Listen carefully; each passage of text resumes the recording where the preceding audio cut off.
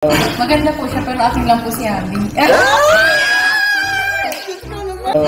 Maganda po siya, pero akin lang po si Abby.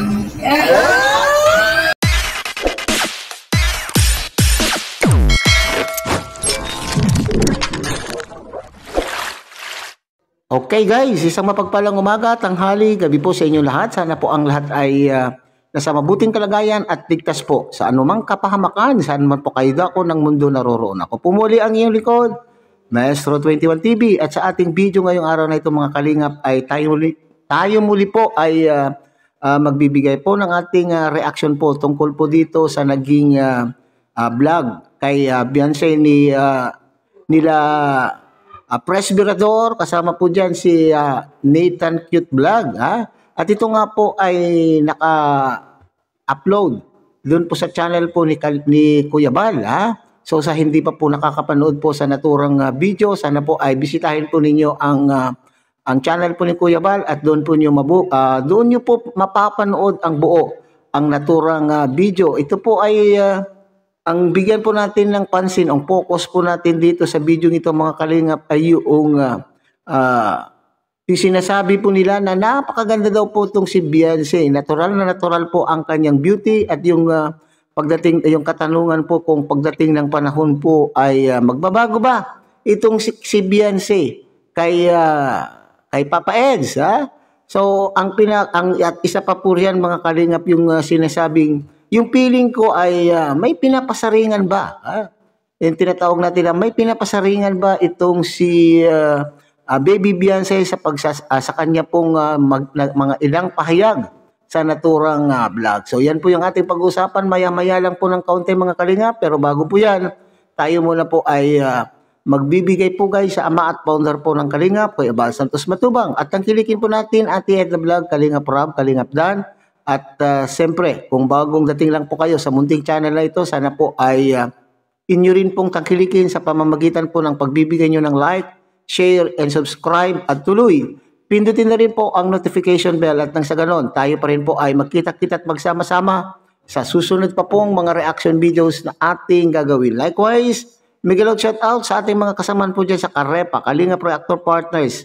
Sa pamumuno po yan ng ating Presidente Javier De Leon, aka Birador. Okay, so sabay-sabay natin panoorin mga kalingap ang aking kinuhang clip doon nga po sa naturang vlog po ni Kuya Bal kung saan po ang mga bumisita ay sina Presbyrador, Nathan Cute Vlog, Mr. J, the PWD at mga ilan pa pong mga kasamahan po. So, dito po tayo magbabase ng ating kuro-kuro, komento, opinion, at reaction. Panoorin po natin, mga kalingap. Ang tanong ko, sa darating kayang panahon, may magbabago sa isang Beyonce? Kung ano po ngayon, hindi na rin siguro kung dapat mag-uwin. Tama yun. Tama. Kasi nakikita naman natin na oriented ng parents. Kasi kahit yung parents mo, talagang malapit at madating nga namin dito as walang problema. Kaya sigurado ko naman na ganun ka rin. Kahit yan sila. Bagay na bagay sila, no? Oh. Ano na palagay mo? Bagay o hindi? Napakabagay ang gandang bata. Napakagandang bata. Hindi bagay sa iyo. Pagka huwag mo na pala ganun masyadong makapal yung Yung ano? Demanding pa. Nagdinigan pa rin. Huwag ka ganyan. Yung gusto niya, hayaan mo siya maglagay. Yung normal lang ba? Kasi mas maganda siya na ano. Natural lang yung beauty niya. Pag wala gano'ng make-up, nalabas yung totoong kagandahan. Nalabas yung totoong kagandahan niya. Pag makapal ka siya mga make-up, nagtatago yan sa totoong kagandahan. Oo, tama. Sa palagay mo, sa anong mukha din nyo ngayon? Tumundong pa din nyo. Ganda. Natural na wala make-up. Ay, yung isa. Maganda po yan. Ay, sa tribo lang nila, hindi pwede dito. Exclusive lang. Sa tribo lang namin yun. Maganda po siya, pero akin lang po si Abby.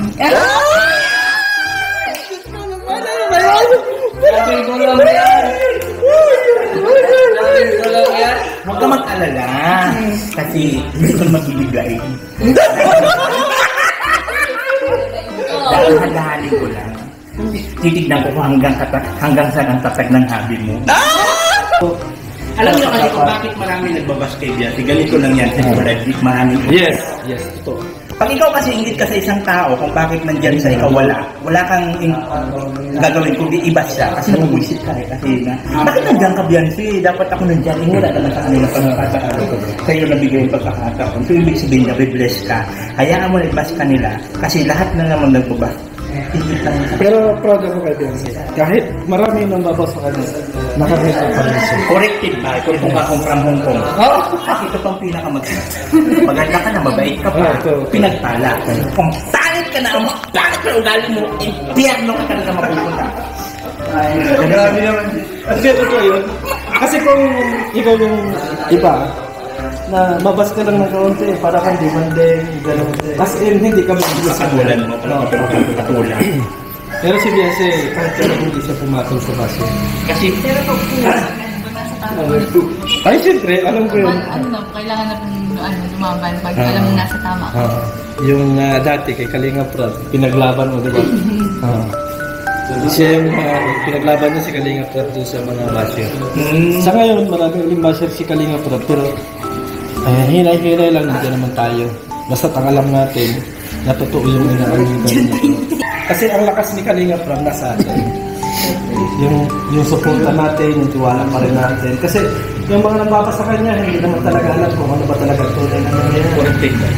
Lalo yan, sinasabi nila na bakit kinakailangan pagkakitaan ng mga Kalingap Angel. Hindi nila alam na yung mga katulad ng Kalingap Angel is need din naman nila talaga na tulungan. or magkaroon ng vlog. Oo. Para sa ganun, maano yung kanila. Kasi nga, sabi nga ni Kalinga Prab, diba, marami siyang mga beneficiary, marami siyang pinapaaral, marami siyang sinusuportahan, pinapagsayan. So, saan sa kukuha? Diba? Kasi lang sana kung may mga basyo nagbibigay, hindi na nagbibas yun. Kung nagbibigay sila, 100,000 per month. Sa katulad din na Biancy. Si Biancy isang beneficiary. Kasama siya sa pagtulong doon sa yung binigay. Una dyan mga kalingap ay itong pagbisita po nila Presbyrador ay unannounced. Para bagang hindi po nila sinabi na sila po ay bibisita sa araw na yan. Kaya nadatnan po nila itong si Baby Biancy na walang kaayos-ayos. Okay?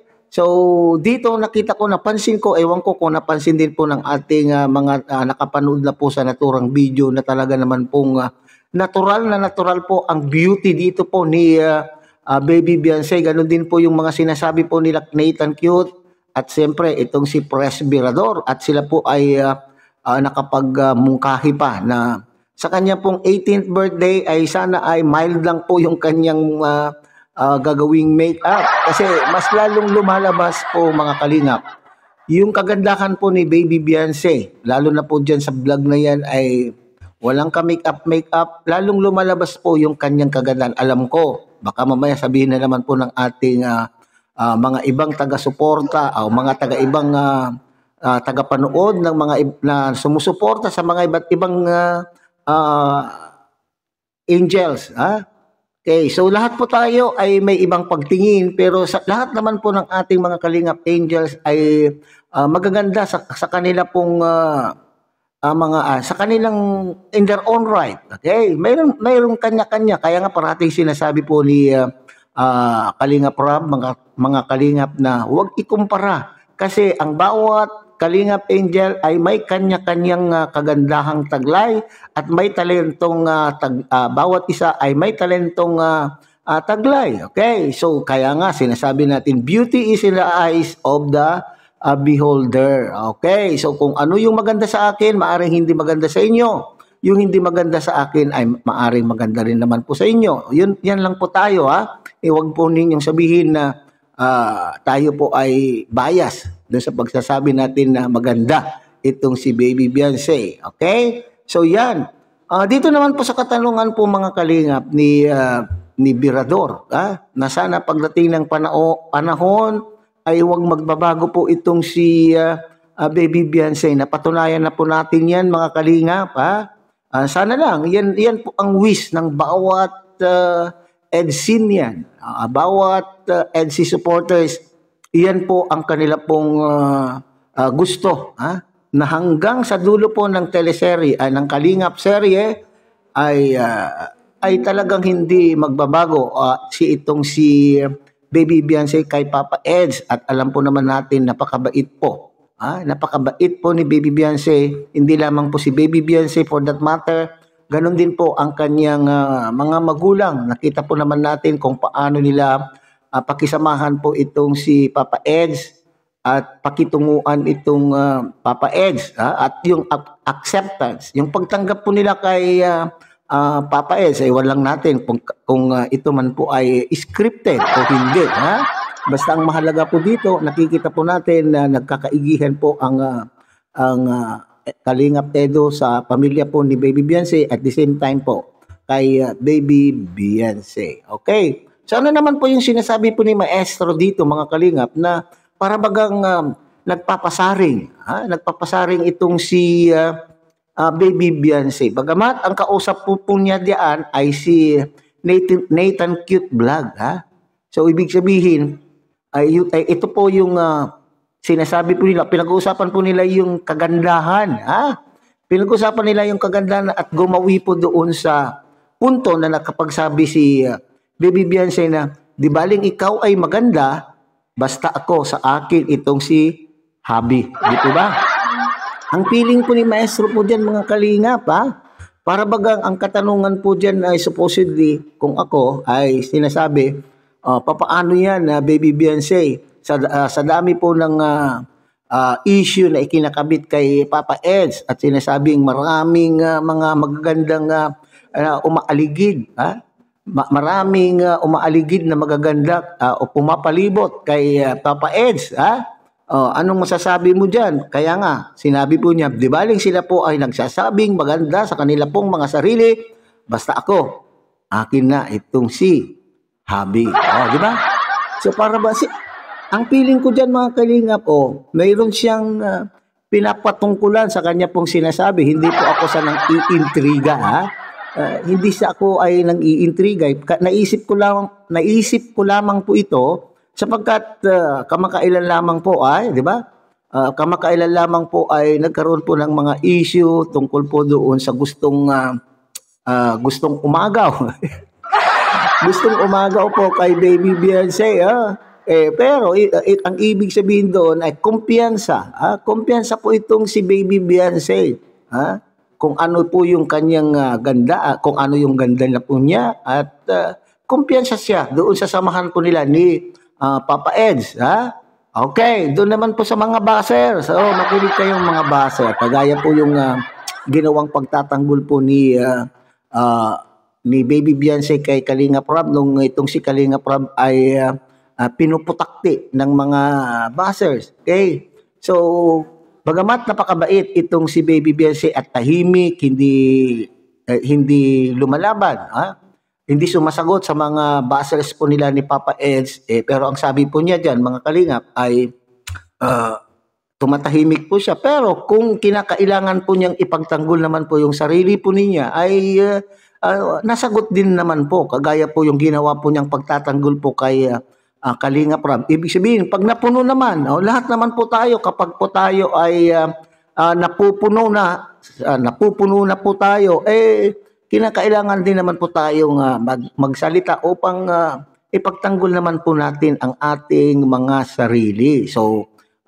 huwag kayong dyan mga baser, huwag kayong nakakasiguro, mga baser, na si Baby Beyonce, bagamat hindi po siya sumasagot sa inyo, pero dadating yung panahon na kapag siya po ay napuno, ay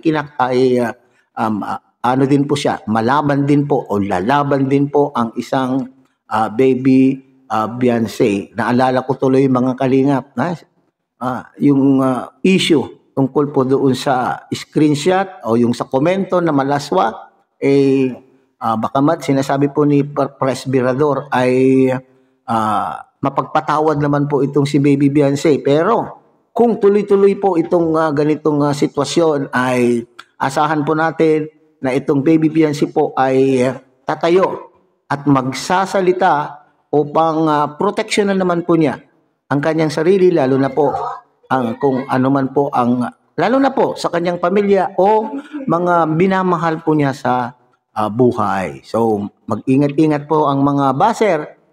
Nakita po natin maghiliw lamang po itong si Baby Bese, pero lalaban kung kinakailangan. So hanggang dyan na lang muna tayo mga kalingap.